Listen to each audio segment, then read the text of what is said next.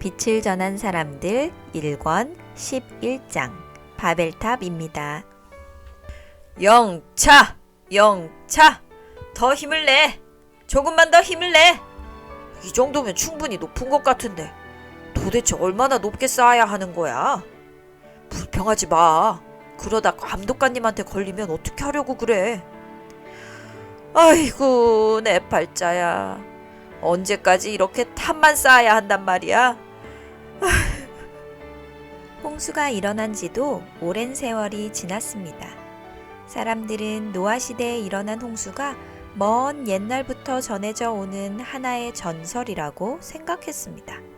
하나님께서 악한 세상을 물로 심판하셨지만 노아의 후손 중 많은 사람은 여전히 하나님을 믿지 않고 살았습니다. 그들은 하나님의 존재도 믿지 않으려 했고 홍수는 자연적으로 발생한 자연재해라고 생각했습니다. 또 어떤 사람들은 하나님께서 홍수로 세상을 심판하셨지만 자신들의 힘으로 높은 탑을 쌓아서 하나님의 심판을 피하자고 주장했습니다. 그래서 바벨탑을 쌓기 시작한 것입니다. 탑은 정말 높았습니다. 얼마나 높은지 밑에서 보면 구름에 닿은 것처럼 보였습니다. 지나가던 새들도 깜짝 놀라서 피해갈 정도였습니다. 탑이 높아지는 만큼 사람들의 교만한 마음도 높아졌습니다. 그들은 높아지는 탑을 보면서 이제는 하나님께서 물로 세상을 심판하셔도 피할 수 있을 것이라고 자만했습니다. 많은 부자가 탑을 쌓는데 돈을 투자하고 탑의 꼭대기층에 거주하기를 원했습니다. 가난한 사람들은 권력자들과 부자들의 노예가 되어 강제로 탑을 쌓는데 동원되어 매일 벽돌을 만들고 벽돌을 날라야 했습니다. 힘없고 가난한 사람들은 하늘을 향해 부르짖었습니다. 하나님, 저희를 구해주세요. 저희를 불쌍히 여겨주세요. 이 모든 모습을 하늘에서 하나님이 지켜보고 계셨습니다. 하나님은 힘없고 불쌍한 사람들이 고통에 시달리는 것을 보고 안타까워 하셨습니다. 하지만 하나님을 더욱 슬프게 하는 것은 따로 있었습니다. 그것은 바로 사람들의 교만한 마음이었습니다. 하나님은 사람들의 교만한 마음을 보시고 슬프셨습니다. 그들의 마음이 얼마나 교만한지 하나님을 인정하지 않고 하나님을 대적하려고 하는 것까지 다 아셨습니다. 하늘에서 회의가 열렸습니다. 그 회의에는 아버지 하나님, 아들 하나님, 성령 하나님까지 모두 참여하셨습니다. 그리고 땅에서 일어나는 일을 보시며 어떻게 해야 할지를 의논하셨습니다. 하나님은 더 이상 바벨탑을 용납할 수 없다고 판단하셨습니다. 그리고 사람들의 언어를 혼란스럽게 바꾸셨습니다. 무슨 일이 일어났을까요? 망치 좀 가져와! 여기 톱 가져왔습니다. 아니, 망치를 가져오라고 했지 누가 톱을 가져오라고 했어? 뭐라고요? 뭐라고 하는 거예요? 사람들의 언어가 혼란해지자 사람들은 서로 말이 통하지 않아 다투게 되었습니다. 계속해서 엉뚱한 자재들이 배달되었고 엉뚱한 일들이 벌어졌습니다. 어떤 사람들은 그 모습을 보며 배꼽을 잡고 웃었고 어떤 사람들은 분통을 터뜨리며 화를 냈습니다. 서로 말이 통하지 않자 급기야 사람들은 모두 흩어지게 되었습니다. 갑자기 하늘에 먹구름이 몰려왔습니다. 그리고 세상이 점점 어두워졌습니다. 그러더니 동쪽 하늘로부터 하늘이 깨어지는 것 같이 큰 소리가 들려왔습니다. 우르릉 쾅쾅! 번쩍 번쩍! 하늘에서 벼락이 떨어져 바벨탑 꼭대기를 때렸습니다. 벼락은 여러 차례 바벨탑을 때렸고 바벨탑은 큰 소리를 내며 무너지기 시작했습니다. 사람들은 멀찍이서 바벨탑이 무너지는 모습을 보며 두려움에 떨었습니다. 그 중에 노아 시대의 홍수를 기억하는 사람들은 하나님을 생각하며 기도하였습니다. 하나님, 저희의 죄를 용서해 주세요. 저희를 돌보아 주세요. 바벨탑이 무너지는 모습을 보며 세상 사람들은 다시 한번 하나님의 심판에 대해 생각하게 되었습니다. 하나님께서는 반역하는 사람들에게 당신이 지극히 높으신 하나님이심을 알게 하셨습니다.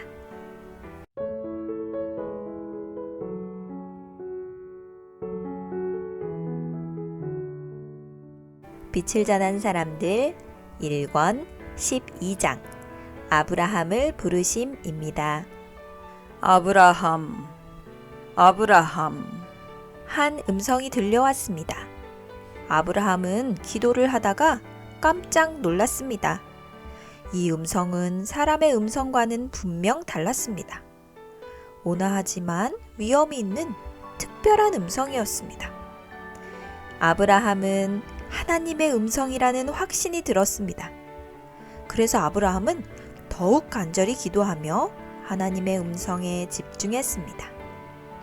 아브라함아, 내 아버지 집을 떠나 내가 너에게 지시하는 땅으로 가라. 주님, 주님이 어디로 인도하시든지 제가 따르겠습니다. 하나님의 음성은 계속해서 들려왔습니다. 내가 너로 큰 민족을 이루게 하고 내 이름이 널리 퍼지게 하겠다. 내가 너에게 복을 주어 너로 복의 근원이 되게 하겠다. 너를 만나는 사람들이 너로 인하여 복을 받고 내가 축복하는 사람에게는 내가 더 큰 복을 내리겠다. 땅의 모든 족속이 너로 인하여 복을 받게 될 것이다. 아브라함은 가슴이 두근거렸습니다. 하나님의 음성을 듣는 일은 놀라운 경험이었습니다. 아브라함은 이 사실을 아버지와 가족들에게 알리기 위하여 밖으로 나갔습니다. 아버지는 마당에서 열심히 일을 하고 계셨습니다. 아내도 아버지를 도와 일을 하고 있었습니다. 아버지, 제가 기도하던 중 하나님의 음성을 들었어요. 그 음성은 보통 사람의 목소리와 달랐어요. 매우 엄숙했고 위험이 있었죠. 그러나 따뜻하고 포근했어요. 그래, 아브라함아, 하나님께서 너에게 무엇이라 말씀하셨느냐? 아버지의 질문에 아브라함이 대답했습니다. 네, 아버지. 하나님께서는 저에게 이곳을 떠나라고 말씀하셨어요. 저에게 하나님께서 예비하신 땅으로 가라고 하셨어요. 아브라함의 이야기를 듣고 있던 사라가 말했습니다.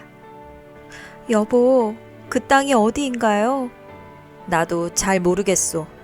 정확히 어디인지는 모르겠지만 하나님께서는 분명히 나에게 주님이 지시하는 땅으로 나가라고 하셨소. 여보, 저는 두려워요. 여기에 있는 모든 것을 버려두고 어딘지도 모르는 곳으로 가야 하다니. 하지만 당신이 하나님의 말씀에 순종한다고 하면 따라가겠어요. 아브라함의 가족이 분주해졌습니다. 빠른 시일 내로 짐을 싸야 했거든요. 언제 다시 하나님의 음성이 들려 그들을 어디로 인도할지 몰랐습니다. 그래서 아브라함과 사라는 매우 분주했습니다. 그러던 어느 날 다시 하늘로부터 음성이 들려왔습니다. 아브라함아, 너는 내일 너의 식구를 데리고 내가 지시하는 땅으로 나아가라. 내가 너의 가는 길에 복을 줄 것이다. 다음 날이 되자 아브라함은 아버지와 아내 그리고 가족을 데리고 갈대아 우르를 떠났습니다. 조카 롯도 아브라함이 가는 길에 따라 나섰습니다.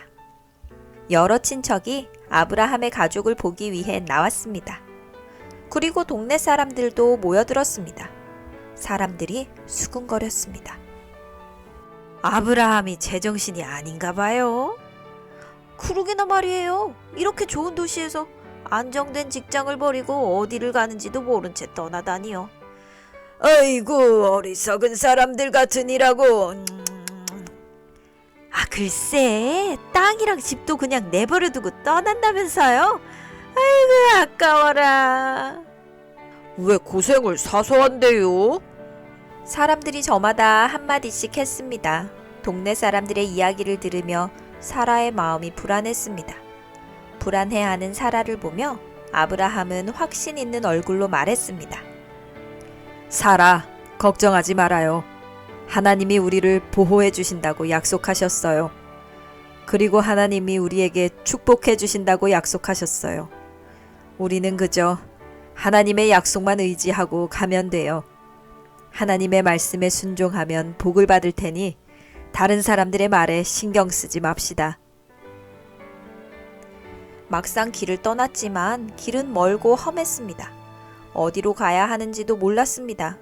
그저 아브라함은 매일 기도하며 한 걸음 한 걸음 나아갔습니다. 그의 가족은 어느덧 하란에 도착했습니다. 그리고 거기에서 임시로 장막을 만들고 거주했습니다. 왜냐하면 아버지 데라가 더 이상 걷기에는 무리였기 때문이에요. 데라는 매일 장막 안에서만 지냈습니다. 그리고 결국 그곳에서 눈을 감았습니다.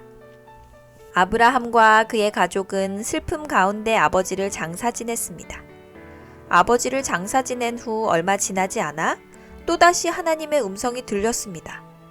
아버지의 무덤을 떠나 내가 지시하는 곳으로 나아가라. 아브라함과 그의 가족은 다시 장막을 걷었습니다. 풀었던 짐을 다시 싸는 일은 보통 힘든 일이 아니었습니다. 왜냐하면 아브라함에게는 수많은 양과 염소, 가축대가 있었거든요. 그리고 가축을 돌보는 종들의 가족도 엄청나게 많았습니다. 아브라함의 가족이 움직이는 것은 마치 한 마을이 움직이는 것처럼 떠들썩했습니다. 그들이 지나가는 곳마다 마을 사람들이 나와서 구경을 했습니다. 정말 대단한 광경이었습니다. 아브라함과 그의 가족들은 세겜에도 잠시 머물렀다가 가나안 땅에 들어갔습니다. 아브라함은 가는 곳마다 제단을 쌓고 하나님께 감사의 기도와 제사를 드렸습니다. 아브라함이 드리는 제사를 많은 사람이 지켜보았습니다.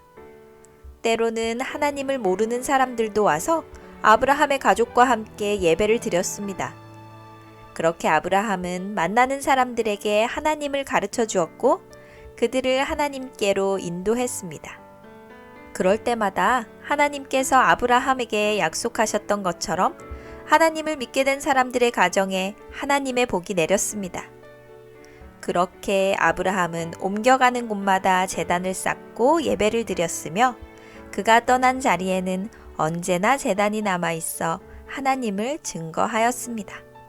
아브라함이 머물게 된 가나안 땅은 젖과 꿀이 흐르는 아름다운 곳이었습니다. 푸른 초원에서 양들이 풀을 뜯으며 평화롭게 뛰어놀았습니다. 어린 양들은 풀을 뜯다 말고 개울가로 뛰어가 물을 마셨습니다. 어린 양들의 곁에는 언제나 어린 목동들이 있었습니다. 어린 목동들은 아직 부모님처럼 양을 치는 전문가는 아니었지만 제법 전문가처럼 양을 몰곤 했습니다. 아브라함이 가나안에 머무는 동안 하나님께서는 넘치는 복을 주셨습니다. 가축은 더 많아졌고 농사도 잘 되어 곡식도 풍성했습니다. 그러던 어느 날 밤 하나님의 음성이 다시 아브라함에게 들렸습니다. 아브라함아, 내가 이 땅을 내게 주겠다.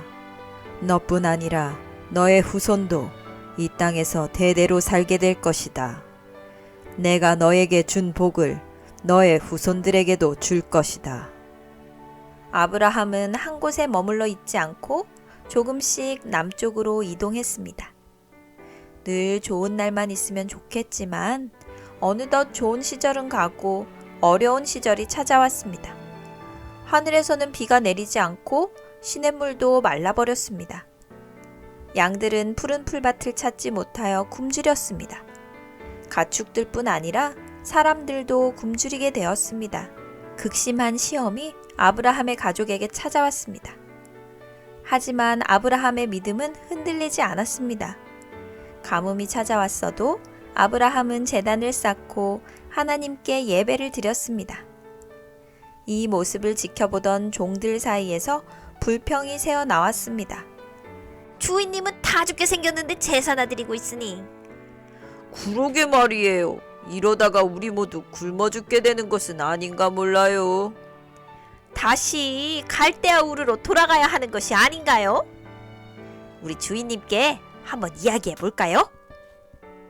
아브라함도 종들의 불평하는 마음을 알았습니다. 매일 굶어 죽는 양들도 보았습니다. 하지만 아브라함의 믿음은 변함이 없었습니다. 아브라함은 반드시 하나님께서 이 위기를 극복할 수 있도록 도와주실 것이라고 믿었습니다. 그리고 변함없이 매일 아침 저녁으로 하나님께 예배를 드렸습니다. 이런 아브라함을 하나님은 사랑스런 눈으로 지켜보고 계셨습니다. 하나님은 아브라함을 애굽으로 인도하여 가뭄을 피하도록 도와주셨습니다. 하나님의 인도를 따른 아브라함의 가족과 아브라함의 종의 가족들, 그리고 수많은 가축도 하나님의 돌보심 가운데 가뭄을 피하고 잘 지낼 수 있었습니다. 드디어 가나안 땅의 가뭄이 끝났습니다. 하나님은 다시 아브라함을 가나안으로 부르셨습니다. 아브라함과 그의 가족은 잠시 애굽에 거하였지만 하나님의 돌보심 가운데 약속의 땅인 가나안으로 돌아올 수 있었습니다.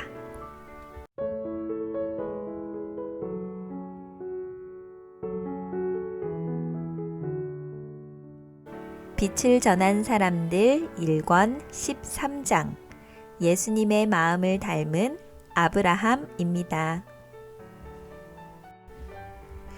주인님, 빨리 나와보세요. 롯의 종들과 주인님의 종들이 또 싸우고 있어요. 매일 양들에게 먹일 물 때문에 다툼이 생겨요. 무슨 결단을 내리든지 해야 할 것 같아요, 원. 그래, 가보자꾸나. 너희는 무엇 때문에 그렇게 다투고 있느냐? 주인님, 글쎄 우리가 먼저 이곳에 와서 양들에게 풀을 뜯게 하고 물을 먹이고 있는데 롯의 종들이 와서 우리 양들을 몰아내고 물을 먹이는 게 아니겠어요? 얼마나 무례하고 어이가 없는지요. 이런 적이 한두 번이 아니에요. 조카님에게 한마디 해주십시오. 아브라함은 근심이 되었습니다. 행여나 이런 일들로 인해 조카 롯이 마음의 상처를 입게 되는 것은 아닌지 걱정이 되었습니다. 아브라함은 하나님께 기도를 드렸습니다. 주님, 저에게 지혜를 주세요.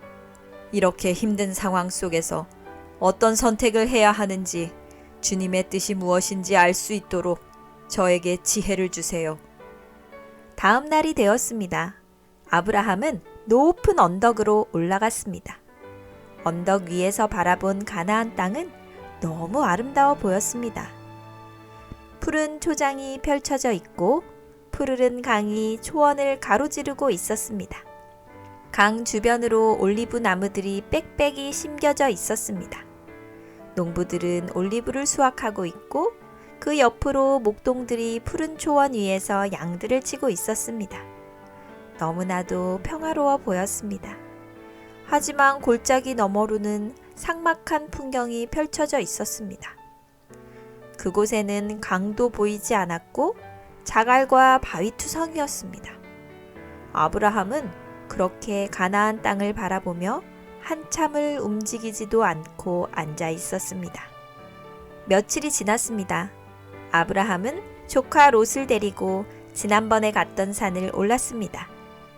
조카 롯은 영문도 모른 채 아브라함을 따라 나섰습니다. 어느덧 산 정상에 올랐고 두 사람은 한참을 멀리 내려다 보았어요. 무거운 침묵이 흘렀습니다. 긴 침묵 끝에 아브라함이 먼저 입을 열었습니다. 롯, 하나님께서 우리에게 주신 땅이 정말 아름답지? 이 아름다운 땅을 하나님은 우리에게 선물로 주셨단다. 하지만 우리의 식구가 많아 함께 거하기가 어렵구나. 내가 원하는 땅을 선택하면 나는 반대쪽 땅을 선택하겠다. 이 방법이 너의 식구와 우리 식구들이 평화롭게 지낼 수 있는 방법 같구나.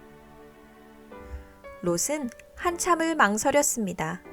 그리고 강이 흐르고 푸른 초원이 있는 아름다운 땅을 선택했습니다. 아브라함은 미소를 지으며 롯을 축복해 주었습니다. 그리고 산을 내려와 식구들과 양들을 이끌고 척박한 광야와도 같은 땅으로 이사를 갔습니다. 하지만 그곳에서도 하나님은 아브라함을 잊지 않으셨습니다. 비록 땅은 척박하고 물을 구하기도 힘든 곳이었지만 하나님은 아브라함의 가정에 축복하셔서 양들도 살이 찌고 물도 부족하지 않았습니다. 그곳에서 아브라함은 많은 사람의 존경을 받으며 살았습니다. 아브라함은 관대한 사람이었으며 하나님의 말씀에 순종하는 사람이었습니다. 단조로운 삶을 살았지만 주변 민족과 원만한 관계를 맺고 지냈습니다. 아브라함의 믿음은 널리 소문이 퍼져 사람들은 아브라함이 믿는 하나님을 두려워하였습니다. 그렇게 아브라함은 하나님의 대표자로 세상 사람들에게 빛이 되는 삶을 살았습니다. 그러던 어느 날 전쟁에서 패해 도망치던 한 사람을 만나게 되었습니다. 그리고 그로부터 조카 롯의 소식을 듣게 되었습니다. 롯이 살던 동네에 엘람 왕이 쳐들어와 성을 불태우고 재산을 빼앗아 갔습니다. 재산뿐 아니라 사람들도 노예로 잡아갔으며 그 가운데 롯의 식구들도 붙잡혀갔다는 소식이었습니다. 아브라함은 깜짝 놀랐습니다. 그리고 하나님께 기도를 드렸습니다. 하나님, 조카 롯의 가정이 위험에 처했습니다. 성은 불탔고 조카의 가족은 노예가 되었습니다. 어떻게 하면 좋을까요? 제가 무엇을 할 수 있을까요? 아브라함아, 나는 너의 하나님 여호와이다. 내가 너에게 복을 주어 너로 장대케 할 것이다.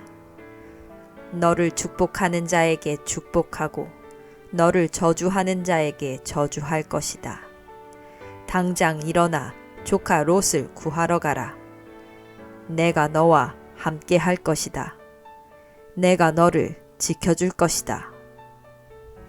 아브라함은 담대한 마음을 가지고 군사를 모았습니다. 그의 종들과 그들의 자녀가 모여 318명의 군대가 되었습니다. 그들은 하나님을 공경하는 사람들이었습니다. 아브라함은 그의 군대와 함께 엘람 왕을 쫓아갔습니다. 몇 날 며칠을 쫓아갔을 때 저 멀리 큰 군대가 보였습니다. 아브라함은 발이 빠른 정탐꾼을 2명을 뽑아 정탐을 하게 했습니다. 정탐꾼은 돌아와 왕이 어느 숙소에 묵고 있는지, 군사는 얼마나 되는지, 말은 몇 마리가 있는지, 무기가 얼마나 많은지 세세히 보고했습니다. 정탐꾼은 그들이 승리에 도취되어 술에 취해 있으므로 밤에 몰래 공격하면 이길 수 있을 것이라고 이야기했습니다. 아브라함은 밤이 되기를 기다렸습니다. 그리고 군대를 2편으로 나누어 양쪽에서 공격하도록 명령했습니다. 술에 취해 골아떨어져 잠들어 있던 엘람의 군대는 혼비백산하여 도망쳤습니다. 그날 밤 하나님의 약속처럼 아브라함의 군대는 큰 승리를 거두었습니다.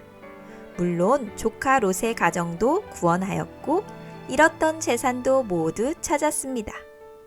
밤이 지나고 아침이 되었습니다. 살렘 왕 멜기세덱이 아브라함을 찾아왔습니다. 살렘 왕 멜기세덱은 떡과 포도즙을 가지고 와 아브라함의 군대에게 나누어 주었습니다. 살렘 왕 멜기세덱은 그 당시 하나님의 제사장으로 봉사하고 있었는데 그는 큰 구원을 이루어 주신 하나님께 감사를 드렸습니다. 아브라함은 전쟁의 승리로 얻은 전리품의 10분의 1을 살렘 왕 멜기세덱에게 드렸습니다. 그것은 하나님께 드리는 11금이었습니다. 그리고 나머지 재산은 붙잡혀온 사람들에게 필요에 따라 골고루 나누어 주었습니다. 아브라함은 그 많은 전리품 가운데 하나도 취하지 않고 모두 나누어 주었습니다. 아브라함과 그의 군대는 다시 집으로 돌아왔습니다. 그들이 집으로 돌아오는 모습을 보고 모든 식구가 나가 환영해 주었습니다. 아브라함은 하나님께서 그들을 위해 얼마나 큰 일을 이루어 주셨는지를 설명했습니다. 그리고 제단을 쌓고 모든 식구가 모여 하나님께 감사의 제사를 드렸습니다. 이렇게 아브라함은 모든 영광을 하나님께 돌렸습니다.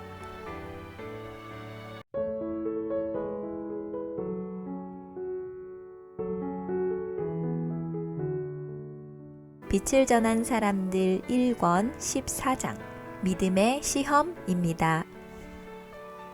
광야에서 바라보는 별은 더 밝게 빛납니다. 수많은 별이 밤하늘에 쏟아질 듯이 빛나고 있었습니다. 아브라함은 잠이 오지 않아 밖으로 나와 별을 바라보았습니다. 그의 얼굴에 무엇인가 근심이 가득해 보였습니다. 아브라함은 무릎을 꿇고 기도를 드렸습니다. 하나님, 저에게도 아들이 필요합니다. 저와 아내는 이제 나이가 많아 아들을 가질 수 있을지 의문입니다. 주님께서 분명 저에게 후손을 주실 것이라는 약속을 하셨습니다. 그 약속은 언제 이루어지는지요? 아브라함이 기도할 때에 그 기도를 하늘의 하나님께서 듣고 계셨습니다. 하나님은 아브라함의 기도에 응답하셨습니다. 아브라함아, 나의 약속을 의심하지 말아라. 내가 너에게 약속한 것처럼 분명 하늘의 별과 같이 많은 후손을 줄 것이다. 아브라함은 잠깐이지만 하나님의 약속을 의심한 것을 후회했습니다. 그리고 다시 감사의 기도를 드렸습니다. 하나님의 약속을 다시 받은 아브라함의 마음이 편안해졌습니다. 이제는 잠을 잘 잘 수 있게 되었습니다. 어느덧 계절이 여러 차례 바뀌었습니다. 밖에서 양을 돌보는 아브라함에게 사라의 몸종이 급히 달려왔습니다. 주인님, 빨리 오세요. 마님이 임신을 했어요. 정말 놀랍지 않나요? 빨리 오세요. 아브라함은 뛸 듯이 기뻤습니다. 그리고 임신한 사라를 만나기 위해 열심히 달렸습니다. 비록 나이가 들어 발걸음은 느렸지만 이날만큼은 청년으로 돌아간 것 같았습니다. 사라, 당신이 임신했다는 것이 사실이요. 정말 우리에게 아이가 생긴 것이요. 맞아요, 아브라함. 하나님께서 약속을 지키셨어요. 우리에게 아기를 주셨어요. 오, 주님, 정말 감사합니다. 우리에게 아기를 주셔서 정말 감사합니다. 몇 년의 시간이 흘렀습니다. 어느덧 이삭이 자라 소년이 되었습니다.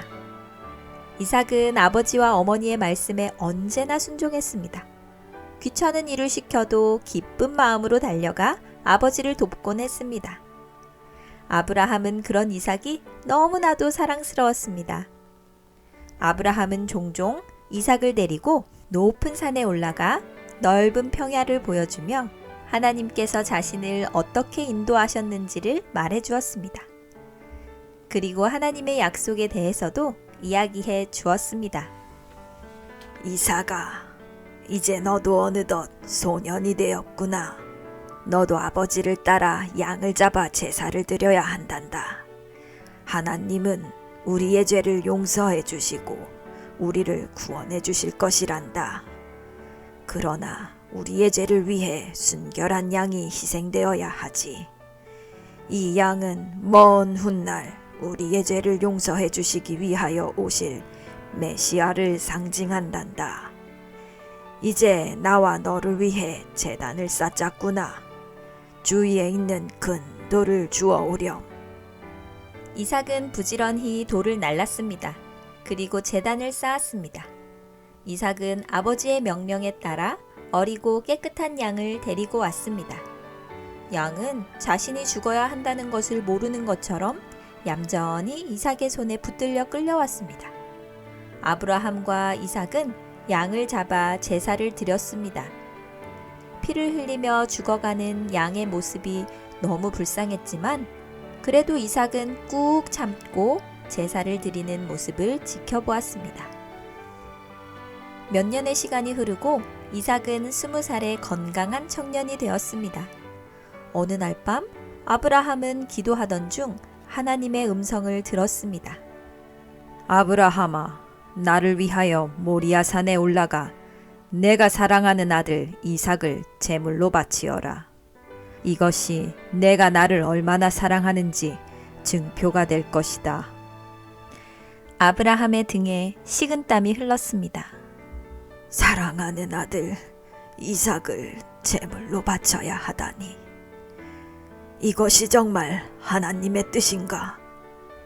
하나님께서 정말 이삭의 생명을 원하시는 것인가? 이 사실을 사라에게 어떻게 설명해야 할까? 또 이삭에게는 뭐라고 말해야 하지? 정말 고민이 되는구나. 아브라함은 몇 날 며칠을 계속해서 기도했습니다. 아브라함이 기도할 때마다 사탄이 아브라함의 마음에 불신의 씨앗을 뿌렸습니다. 아브라함의 마음 가운데 내가 하나님의 음성을 잘못 들은 것은 아닌가? 하나님께서 살인하지 말라 하셨는데 정말로 내 아들의 생명을 원하시는 것인가? 하는 의문이 들었습니다. 그럴수록 아브라함은 더욱더 기도했습니다. 하나님, 주님의 뜻을 알기를 원합니다. 주님의 뜻에 순종하기를 원합니다. 저는 믿음이 부족하여 계속해서 의심이 듭니다. 의심하지 말고 믿음으로 순종할 수 있도록 도와주십시오. 아브라함의 마음 가운데 매일같이 선악의 대쟁투가 일어났습니다. 마침내 아브라함은 결단을 내리고 이삭에게 내일은 모리아산으로 올라가 제사를 드리자고 말했습니다. 아내 사라도 같이 가고 싶어 했지만 오래 걷지 못하는 관계로 아브라함과 이삭과 2명의 하인만 동행하기로 했습니다. 이른 아침부터 이삭은 신이 나서 여행 떠날 준비를 했습니다. 그런 이삭을 보는 아브라함의 마음은 편하지 않았지만 분명히 하나님의 깊은 뜻이 있을 것이라고 생각했습니다. 아브라함은 이삭과 걷는 동안 계속해서 마음으로 기도를 드렸습니다. 진정 하나님의 뜻을 알고 싶었습니다. 어느덧 모리아산 가까이 이르렀습니다. 저 멀리 약속의 표인 영광의 구름이 모리아산 위에 떠 있는 것을 보았습니다. 그는 자신에게 말한 음성이 하나님의 음성이었으며 여기까지 인도한 것이 하나님의 손길임을 확신했습니다. 아브라함은 2명의 하인에게 여기에 남아 기다리라고 일렀습니다. 그리고 이삭에게 둘이 함께 모리아산에 올라 제단을 쌓고 제사를 드리자고 했습니다. 아브라함은 앞에서 걸었고 이삭은 뒤에서 나무를 지고 산을 올랐습니다. 지정된 장소에 이르러 이삭은 제단을 쌓기 시작했습니다. 이삭은 여러 차례 제단을 쌓아 보았으므로 능숙하게 제단을 쌓았습니다. 아브라함은 멀찌감치 앉아서 물끄러미 사랑하는 아들 이삭이 제단을 쌓는 모습을 지켜보았습니다. 드디어 제단이 완성되었습니다. 이삭은 땀을 닦으며 아버지에게로 나왔습니다. 그리고 아버지의 분부를 기다렸습니다. 이삭, 하나님께서 너를 원하시는구나. 우리는 지금까지 양을 잡아 제사를 드렸지만 아브라함은 더 이상 말을 잇지 못했습니다. 그리고 눈물을 흘렸습니다. 이미 모든 것을 알고 있다는 듯이 이삭은 묵묵히 제단 위로 올라가 누웠습니다. 이삭은 유년 시절부터 즉시 신뢰하고 순종하도록 훈련되어 있어서 하나님의 목적이 자신에게 알려졌을 때 자원해서 순종하였습니다. 아브라함은 이삭에게 마지막으로 사랑하는 마음을 전하고 눈물을 흘리며 이삭을 껴안았습니다. 그리고 칼을 들었습니다. 이삭은 눈을 감고 조용히 기다리고 있었습니다. 그 순간 하늘에서 하나님의 음성이 들렸습니다. 아브라함아, 아브라함아, 그 아이에게 내 손을 대지 말아라. 아무 일도 그에게 하지 말아라. 내가 내 아들 내 독자라도 내게 아끼지 아니하였으니 내가 이제야 내가 하나님을 경외하는 줄을 알았느니라. 아브라함은 털썩 주저앉았습니다. 온몸에 힘이 빠졌습니다. 들고 있던 칼도 놓쳤습니다. 그리고 누워있는 이삭을 붙들었습니다. 그때 뒤쪽에서 양의 울음소리가 들렸습니다. 이삭이 눈을 떠서 보니 한 수양이 수풀에 걸려 있었습니다. 아브라함과 이삭은 수풀에 걸린 양을 잡아 제사를 드렸습니다. 제사의 연기가 하늘 높이 올라갔습니다. 아브라함과 이삭은 눈물을 흘리며 하나님께 감사의 제사를 드렸습니다. 그리고 아브라함은 사랑하는 아들 이삭을 꼭 안아주었습니다.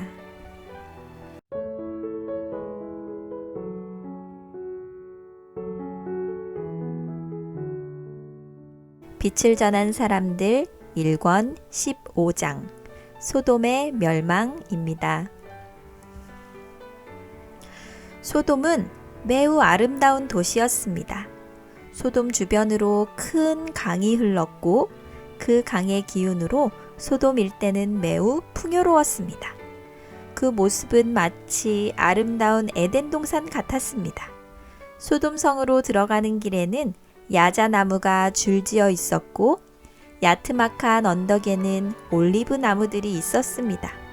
해마다 올리브가 익는 계절이 되면 동네 사람이 모여 올리브를 수확했습니다. 또한 다른 쪽 언덕에는 포도 가수원이 있었습니다. 포도가 익는 계절이 되면 온 소돔성이 포도향으로 가득했습니다. 그 외에도 과일과 채소들이 풍성한 곳이었습니다. 그뿐 아니라 강 주변으로 푸른 초장이 펼쳐져 있었습니다.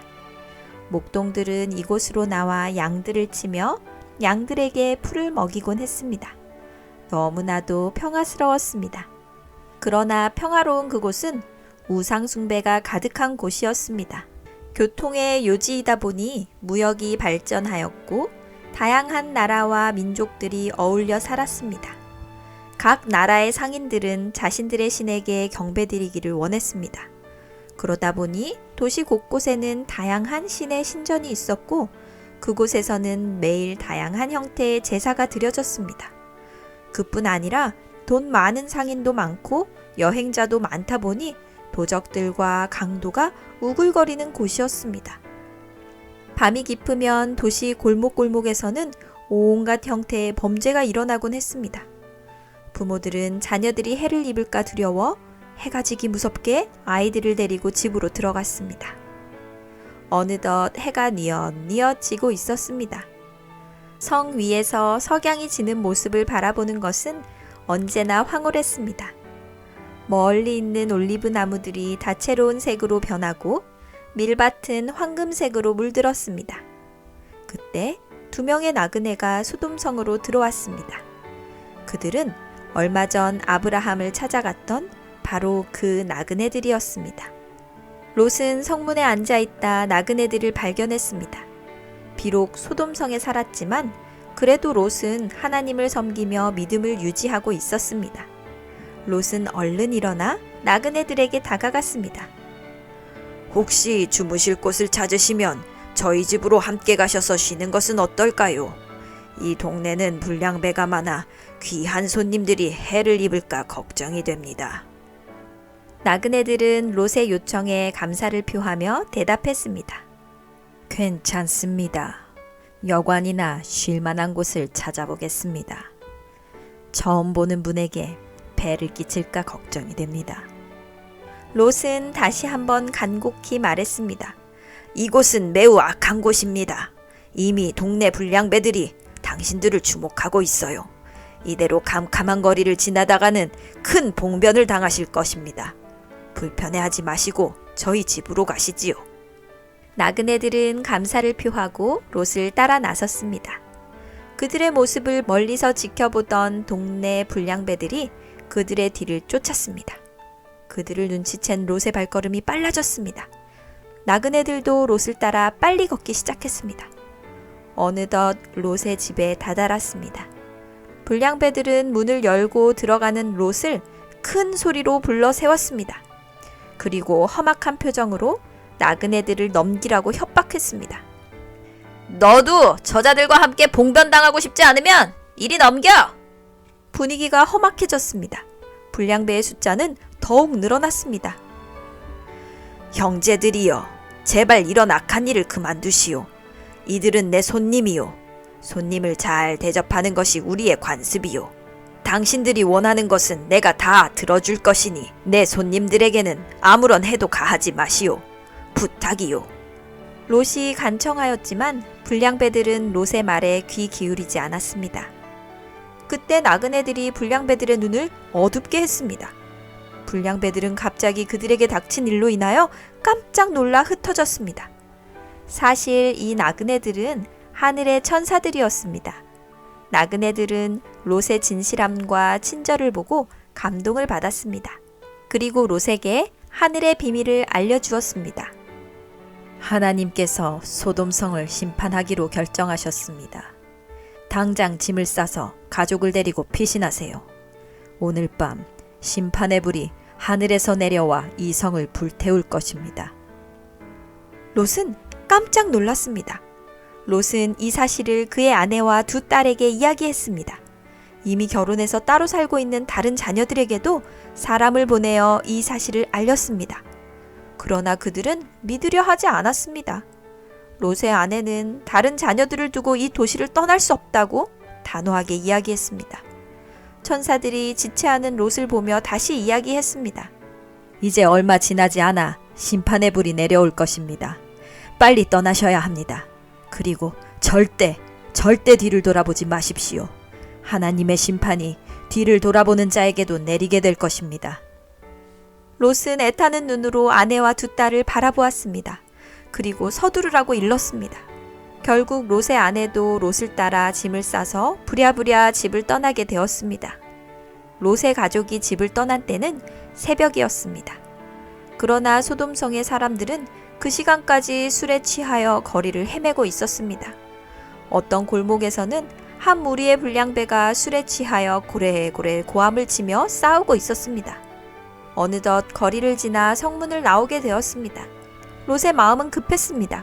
하늘의 천사들이 곧 하늘에서 불의 심판이 내릴 것이니 최대한 빨리 이곳을 떠나라 했기 때문이었습니다. 그러나 발걸음이 너무나 더디었습니다. 롯의 아내는 이 도시를 떠나는 것이 못내 아쉬웠습니다. 그의 딸들도 마찬가지였습니다. 아직 멀리 도망가지 못했을 때 주위가 조금씩 밝아지고 있었습니다. 아직 해는 떠오르지 않았지만 산 너머로 해가 올라오는 것이 분명했습니다. 롯의 마음이 더 급해졌습니다. 바로 그 순간 롯의 아내는 살던 집이 생각나 뒤를 돌아 소돔성을 바라보았습니다. 집에 두고 온 것이 너무 많아 아깝다는 생각을 하는 순간 몸이 굳어 소금 기둥으로 변했습니다. 롯의 아내는 하나님의 경고를 가볍게 여겨 결국 하늘의 심판을 받게 되었습니다. 롯과 그의 딸들은 슬퍼할 겨를도 없었습니다. 아직도 피해야 할 곳이 멀리 있었기 때문입니다. 아직 해가 떠오르지 않았지만 강한 빛이 먼 하늘로부터 소돔성을 향하여 내려가는 것이 보였습니다. 하나님의 심판의 불이었습니다. 멀리서 소돔성이 무너지는 소리가 들렸습니다. 롯과 두 딸은 있는 힘껏 달려 소알성에 도착했습니다. 그들이 소알성에 도착했을 때 어느덧 해가 떠올랐습니다. 잘 보이지는 않았지만 소돔성 방향으로 큰 연기가 피어오르는 것이 보였습니다. 그제야 롯의 눈에서 눈물이 흘렀습니다. 소돔성이 좋아 하나님의 심판을 무시하고 죽은 그의 자녀들이 생각났습니다. 집이 그리워 뒤를 돌아보다 소금 기둥이 된 그의 아내가 생각났습니다.